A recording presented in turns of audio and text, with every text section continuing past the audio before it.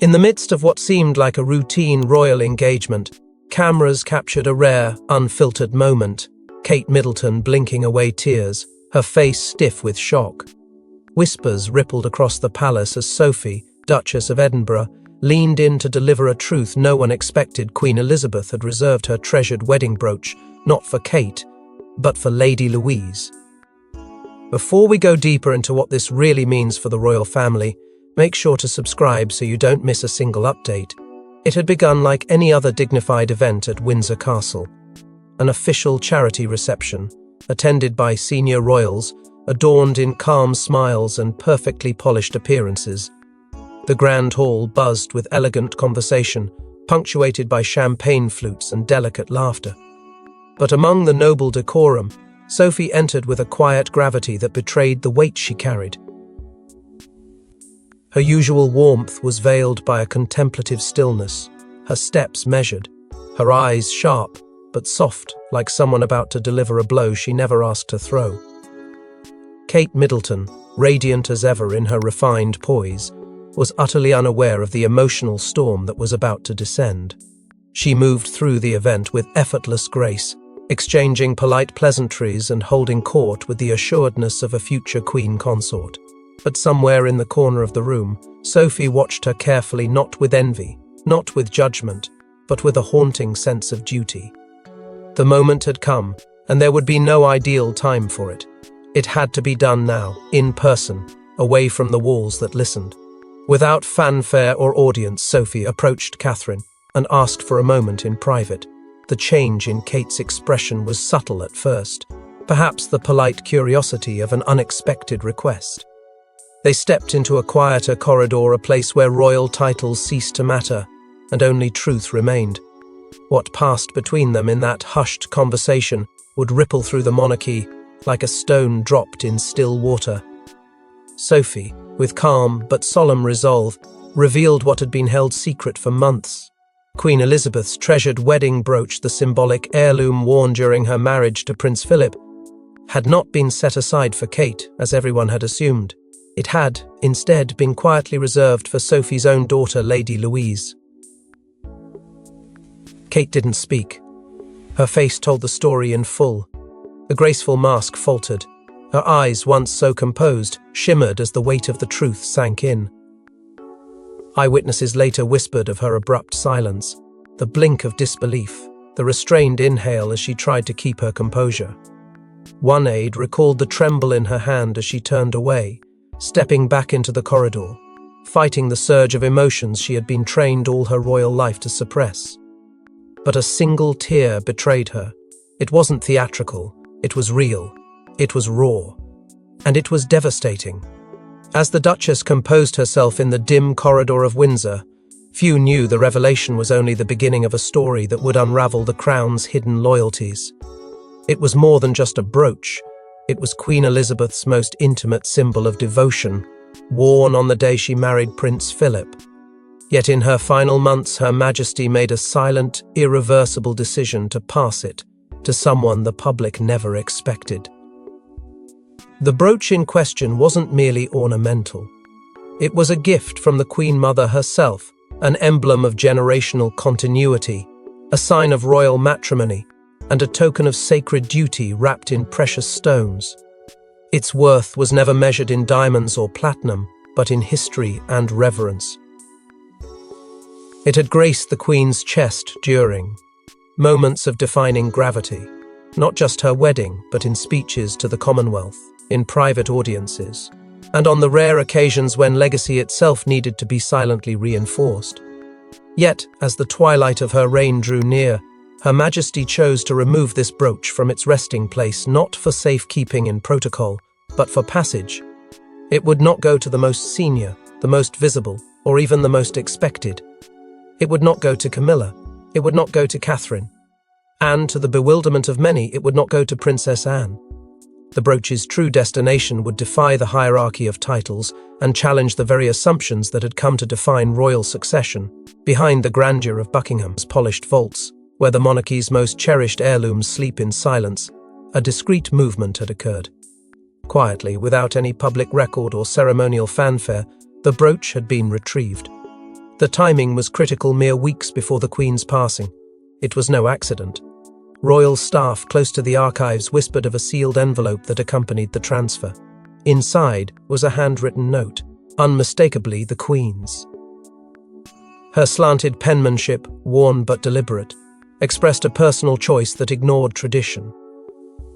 There was no formal decree, no elaborate justification, just a line etched in time. This belongs where my heart quietly rests. For Louise. There were no titles used, no explanations offered. The message was short, but its implications were thunderous. It rewrote a silent understanding within the royal household that certain symbols, especially this one, were to be inherited by rank. Instead, it was passed through something far rarer, personal conviction. This note sent tremors through the private corridors of the palace. Why bypass Camilla, the reigning queen consort? Why not Catherine, whose polished loyalty and public rave? Rents had made her a model royal, and Anne devoted, tireless, respected had she not also earned the right to such an heirloom. But the Queen, in her final act of discretion, had overturned the expectations of lineage in favor of something deeper, something emotional, even spiritual. Insiders debated whether it was sentiment, prophecy, or simply a sovereign's quiet rebellion. But it was clear, this brooch, so bound to love, was being separated from the machinery of monarchy and returned to a gentler, quieter legacy. But it wasn't just about who wore it, it was about what it represented, and why Lady Louise became the unlikely bearer of the Queen's most sacred token. Lady Louise Windsor has often been a quiet figure in the royal landscape, but beneath the surface of her modesty lies a story of quiet loyalty, deep intellect, and a rare connection with her grandmother, Queen Elizabeth herself. While other royals navigated the spotlight with practiced elegance, Louise moved through the shadows of Windsor and Balmoral, with a calm that echoed the Queen's own youthful temperament. Insiders recall countless visits where Louise, still a child, would ride side by side with Her Majesty through the Scottish countryside, their conversations gentle and uninterrupted by protocol. There was something uniquely grounding about those moments. No flashing cameras, no curated appearances, just shared silences, horse reins in hand, and a bond that grew stronger with every quiet hour away from the public gaze. It wasn't just the carriages and equestrian rituals that drew them together. They shared a passion for sketching, often retreating to hidden corners of Balmoral, to capture landscapes and fleeting expressions with pencil and paper. These moments, simple to the outside world, were laced with unspoken reverence. Unlike the more polished heirs who were raised beneath the constant expectations public image, Louise showed a rare stillness. She asked for nothing. She sought no title, no spotlight, and no power. And perhaps that's what drew the Queen closest to her. Because when Prince Philip passed away and the royal family gathered to mourn a patriarch, all eyes were on the tearful, visible grief of the senior royals. But in the quiet of that somber procession, it was Louise walking beside her father Edward, her face composed but deeply moved, who caught the Queen's eye.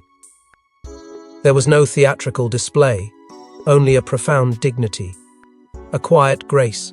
What emerged later stunned even the most seasoned courtiers. After the Queen's death, among the papers found in her private collection were letters, personal ones, handwritten by Louise over the years. Thoughtful, introspective, and brimming with sincerity, they revealed a granddaughter's soul seeking the wisdom of a monarch and the warmth of a grandmother. The Queen's responses, laced with affection and guarded pride, spoke volumes. These weren't just polite correspondences, they were reflections of an emotional dialogue carried out behind the curtain of monarchy. And among these letters was one final note, unsealed, left with the brooch itself. 6 words changed everything. To the one who carries grace in silence, my wedding brooch is yours. No name, no further explanation. But everyone who read it knew exactly who it was meant for. This quiet coronation of Louise's character sent ripples across the palace. It bypassed power, it bypassed rank, it bypassed expectation.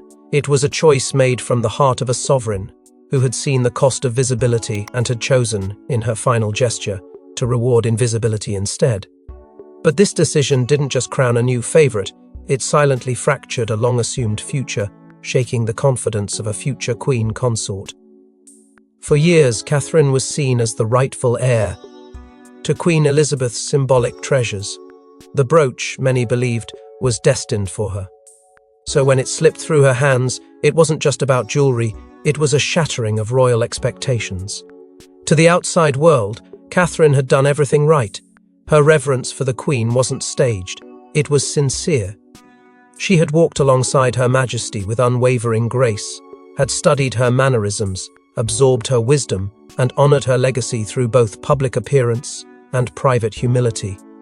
Time and again she had worn pieces from the Queen's collection not as ornaments, but as living emblems of continuity. Every sapphire and pearl was a tribute to the woman who had defined an era, and Catherine wore them with the dignity of someone who believed she was being slowly prepared to carry more than just titles. The brooch, however, was different. It was sacred, singular. Among palace whispers and quiet nods from royal aides, Catherine had grown to believe without arrogance, but with quiet certainty that it would one day be hers, not for her own vanity, but for Charlotte's future, for the lineage she and William were shaping under the Queen's example. In private moments, away from the pageantry, Catherine spoke softly of what it would mean to pass it down, to say, "One day, this was your great-grandmother's, and she trusted us with it." But that imagined moment would never come, and when the truth finally reached her ears, it came not as thunder, but as a cold hush. A subtle conversation, a few words delivered with caution. But their meaning echoed with devastation. The brooch, she was told, was never meant for her. It wasn't the object that broke her, it was the breach of belief. The silent understanding that had underpinned her years of unwavering devotion was now fractured. According to a private diary entry later leaked by a trusted aide, Catherine described herself as quietly heartbroken, admitting that she had underestimated how unpredictable the Queen's affections could be. Behind closed doors, William's fury was evident. Not loud, not explosive, but heavy. Controlled rage, the kind that tightens in the jaw and sharpens the eyes.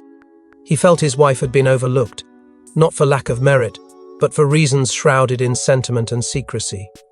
His loyalty to Catherine was ironclad, and her pain silent, though it was cut him deeply.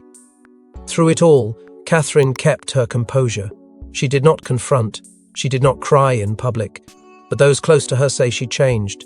She grew quieter, more inward, not out of bitterness, but from the realization that royal duty did not always reward devotion, that sacrifice and symbolism did not always lead to inheritance. And yet, even as she faded from the spotlight for a time, retreating behind the palace's thick veils, the world kept watching, wondering, waiting. But as Catherine quietly withdrew from the spotlight in the days following the reveal, another royal stepped forward with her own truth, Sophie.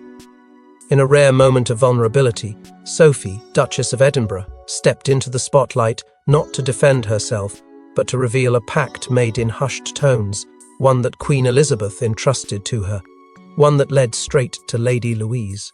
For years, Sophie had been the quiet strength behind royal ceremonies, the ever-reliable presence whose loyalty never made headlines but was always deeply felt. Yet behind that poise was a secret she had carried with growing weight, one that had not only impacted her daughter's place in royal history but had shattered Catherine's trust in the silent understandings that once held the monarchy together. It was in 2022, during a winter afternoon at Sandringham, that the Queen had summoned Sophie for what seemed like a simple conversation. The fire crackled, and the room emptied of attendants. The monarch's words took on a gravity Sophie had never anticipated. The Queen confessed a fear that haunted her more than the public ever knew, that the meaning of monarchy, its purity, its quiet purpose, was being eroded by spectacle and status. She spoke with startling clarity about how titles had begun to matter more than temperament, how visibility was being mistaken for virtue. Then her voice softened as she turned the conversation to Louise. The Queen, who rarely praised without reason, described something pure in her youngest granddaughter, not ambitious, not restless, not driven by image, but still unwavering in character. And that was what the Queen believed the crown needed, not more heirs to the throne, but protectors of meaning. Then came the moment Sophie would never forget. The Queen handed her a sealed envelope and a small velvet-lined box. Inside was the wedding brooch. Her Majesty looked into Sophie's eyes and said, "When the time comes, it must go to her. You'll know when." There was no ceremony, no documentation, just the word of a sovereign and the trust placed on a mother. Sophie never imagined how devastating fulfilling that request would be. In the days following the Queen's death, as mourning swept the nation and roles shifted beneath everyone's feet, she held that promise like a stone in her chest. Catherine, who had been nothing but kind to Louise and loyal to the family's cause, would expect rightly so that the brooch might be hers. Sophie had seen the affection between Catherine and the Queen, had witnessed the unspoken bond built through shared duty, and still, she could not ignore what had been asked of her. When the moment came to tell Catherine the truth, Sophie's hands trembled. She had rehearsed the words, but nothing could dull the impact. Catherine had not cried, not then, but Sophie had, in private. Later, alone. Now, standing before the court of public opinion, Sophie made no attempt to disguise her pain. "I did what she asked me to do," she said, voice low but resolute, even if it broke Catherine's heart. And with that confession, the burden was no longer hers to carry alone. The silence cracked, the whispers grew louder, and as Sophie closed her statement with trembling words, the palace walls could no longer contain what came next. Camilla's reaction. Queen Camilla may not have spoken publicly, but palace staff reported a storm behind the doors of Clarence House. The brooch's exclusion of her lineage sparked more than hurt it, reignited her private resentment toward Queen Elizabeth's enduring favoritism. For years, Camilla had walked the tightrope of public redemption, slowly reshaping her image from controversy to queenly dignity. She had accepted, even endured, the whispers that she would never truly fill the shoes left behind by the late monarch. But in private, Camilla believed she had earned more than just a throne. She believed she had earned influence. And with that influence came expectation. In her mind, she had every right to weigh in on the future of royal heirlooms, especially something as historically intimate as the Queen's wedding brooch. So when news reached her that the decision had been made without her knowledge, without her consent, it wasn't just a slight. It was a betrayal. According to sources within Clarence House, Camilla was visibly furious the moment the details emerged. Not because she wanted the brooch for herself, but because she had been entirely cut out of the loop. To her, the exclusion wasn't just about Louise receiving the brooch. It was about Sophie being entrusted, Catherine being bypassed, and her own position being rendered irrelevant in matters of legacy. Staff described her mood as cold, clipped, and unrelenting. Conversations once cordial turned curt. Meetings were rescheduled, aides were dismissed, and private doors were closed with force. The Queen consort, they said, felt stripped of authority and deeply, deeply insulted. Tension quickly flared between Camilla and Sophie. Courtiers who had long served both women were caught in the middle of whispered conversations and quiet glares exchanged during family gatherings. Camilla, already bruised by years of feeling like an outsider in Elizabeth's royal design, viewed Sophie's role in the decision as an act of quiet subversion. There was no shouting match, no open warfare. But the air grew colder.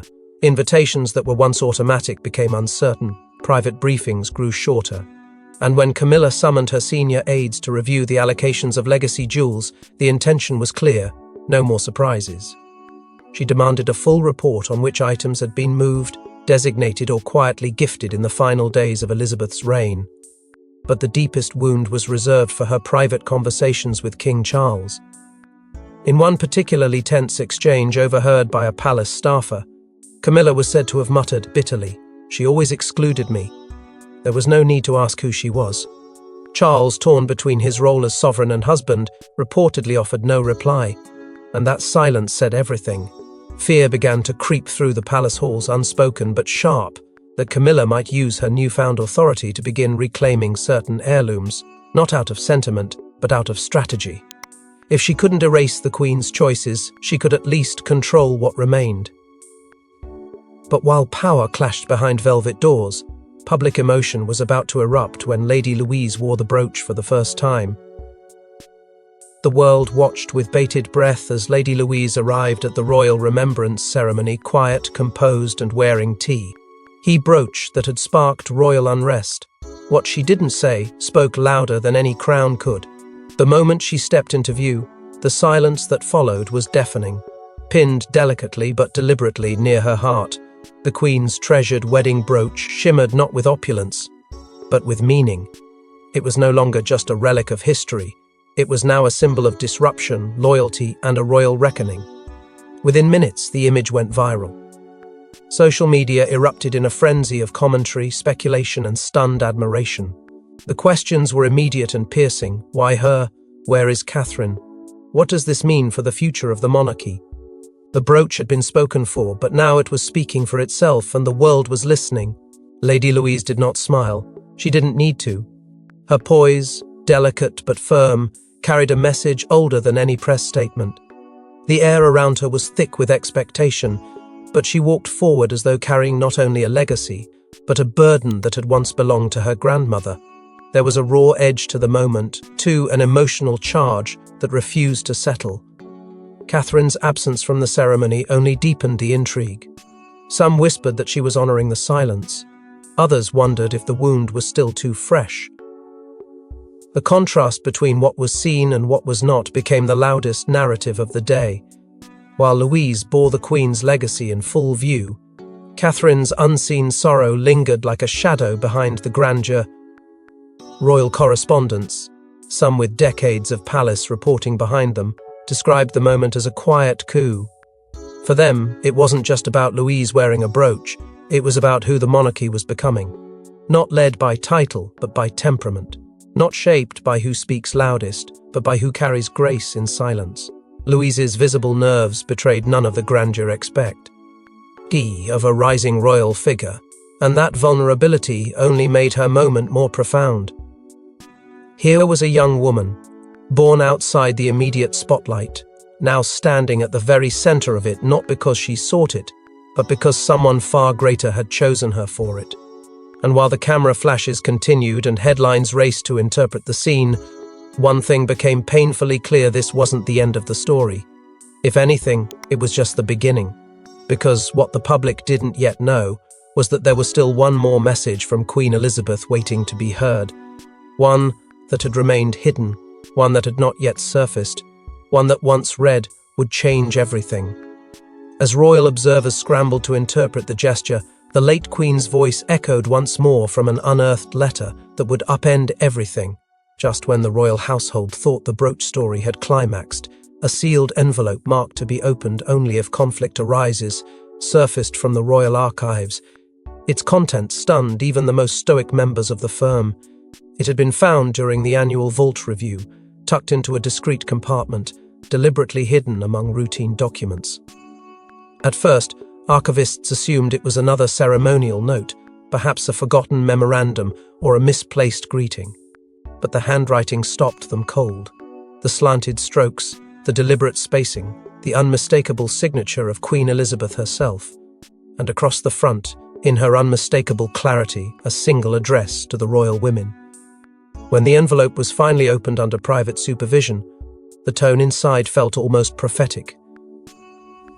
The Queen did not write as sovereign, she wrote as matriarch.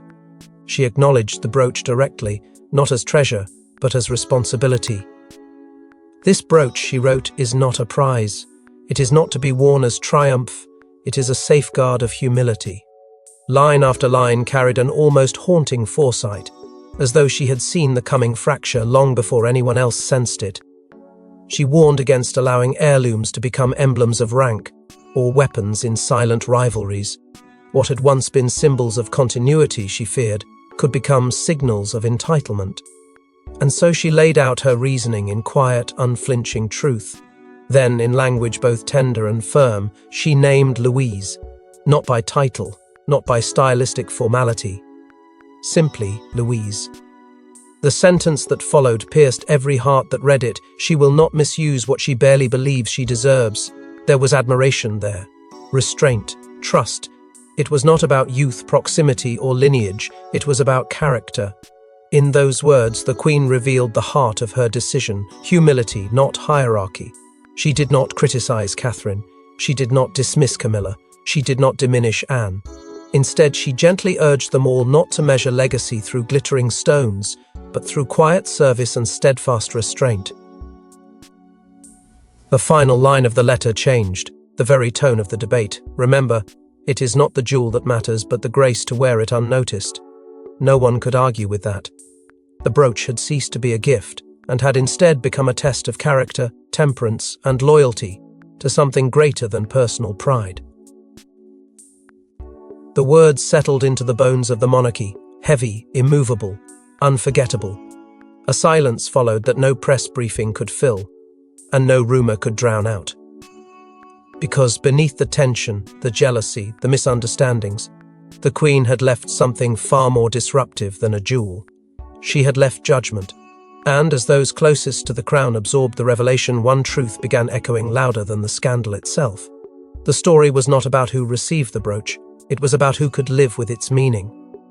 As the monarchy stood still in the weight of those words, one final question lingered. What would Catherine do now? In a world trained to watch her every move, Catherine chose the most unexpected path: silence, then strength. But behind palace gates, her next step may define her legacy more than any brooch ever could. In the weeks that followed the revelation, there were no statements, no subtle messages delivered through wardrobe, and no hints of resentment fed to the press. Instead, when she finally returned to duty, she did something that stunned royal watchers far more than any diamond ever could. She wore nothing. No pearls, no heirlooms, no glittering symbols of favour or hierarchy. Her appearance was stripped of symbolism, as if she were quietly saying, "I do not need it." What began as shock slowly transformed into admiration. Online, comments shifted from speculation to respect. People saw a woman refusing to compete with the past, choosing instead to stand in the strength of her own presence, unadorned and unapologetic. And in that simplicity, Catherine reclaimed something priceless: dignity on her own terms. Behind the scenes, her response went even deeper. Close confidants revealed that she had begun curating a new collection, not of gemstones but of meaning. Archival letters, handwritten reflections, personal tokens tied to acts of service. Not for herself, but for Charlotte. For her future, not my pride, she allegedly told a trusted advisor.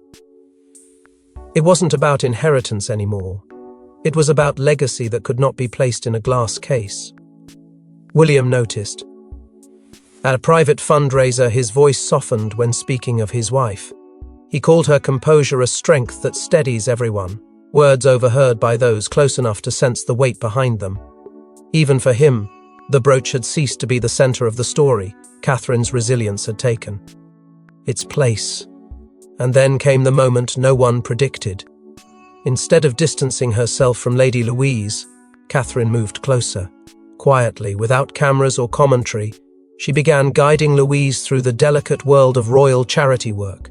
She helped her navigate meetings, shaped speeches, and emphasized the importance of listening more than speaking.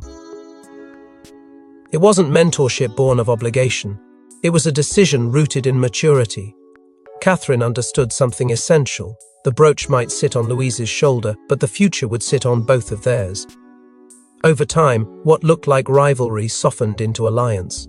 Two women shaped by the same monarch, carrying different pieces of her message, not competing, but complementing one another. There was no dramatic reconciliation, no staged display of unity. Instead, there was quiet understanding, a mutual recognition that legacy is not about possession, it is about responsibility. And so, with a single brooch, Queen Elizabeth's final message endured not in gold or diamonds, but in the women who rose above it all. Thanks for watching. Please don't forget to like and subscribe, and we will see you in next one.